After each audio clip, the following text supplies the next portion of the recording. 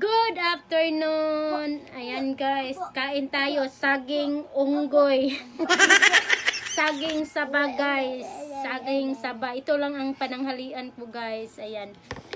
At isawsaw ko sa bagoong. Ayan yung bagoong guys. Ay, asin pala to. Wala pa naman akong bagoong ngayon. Kaya asin muna ang ano ko dito. Iparis. Ayan. Sa totoo lang guys, late na talaga yung pananghalian ko. Kasi may lakad ako kanina. Pag uwi ko sa bahay, dali-dali ako nagluto ng saging saba. Ayan, ganito lang siya kalaki guys. Oh, ayan. Maliit siya guys, pero masarap. Ayan. Kain tayo!